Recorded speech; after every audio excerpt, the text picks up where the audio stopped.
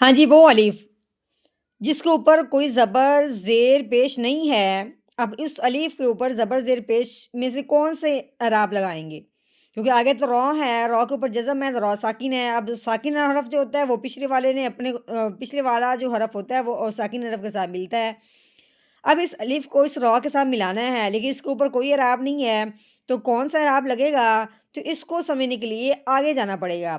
یہ تو ہے ہی رو ساکن، اس سے اگلے حرف کو دیکھیں گے۔ جب بھی اس طرح کوئی آ جائے تو تیسرے حرف کو دیکھیں گے کہ اگر تو اگلا حرف زبر یا پیش یا زیر ہے، جو بھی ہے وہی اعراب پیچھے الف کے ہے یا کوئی بھی ہے اس الف کے اوپر نیچے لگ جائے گا۔ اب اس جیم کے نیچے زیر ہے، اب ہم نے اس الف کے نیچے بھی زیر لگا دینی ہے۔ اگر تیسرے حرف پہ زبر ہے یا پیش ہے تو پھر ہم نے پیچھے بھی زبر یا پیش ہو تو لگا دینی ہے۔ ٹھیک ہے، اب جیم کے نیچے زیر ہے، اب اس الف کے نیچے بھی ہم نے زیر لگانی ہے۔ دوسری بات، الف کے اوپر نیچے جب زبر زیر پیش آتی ہے تو اس الف کو الف نہیں پڑھتے، اس الف کو حمزہ پڑھتے ہیں۔ اب جیم کی طرح زیر اس الف کے نیچے لگائیں گے تو یہ الف حمزہ بن جائے گا۔ پھر اس حمزہ کو ہم نے اس رو کے ساتھ ملانا ہے۔ کیسے؟ حمزہ رو زیر ار، رو کو موٹا نہیں کرنا، رو کو باریک کر کے پڑھنا ہے۔ کیوں؟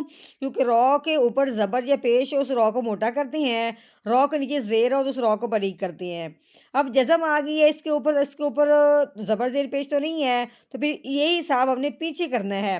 پیچھے اگر زبر یا پیش ہے، رو موٹی ہے، اگر پیچھے زیر ہے تو پھر ہم نے رو کو باریک کرنا ہے۔ ٹھیک ہے، اب پیچھے تو زیر لگی ہے اس جیم کی وجہ سے، اب ہم نے اس حمزہ کو رو کے ساتھ ملانا ہے باریک کرتے ہوئے۔ حمزہ رو زیر ار،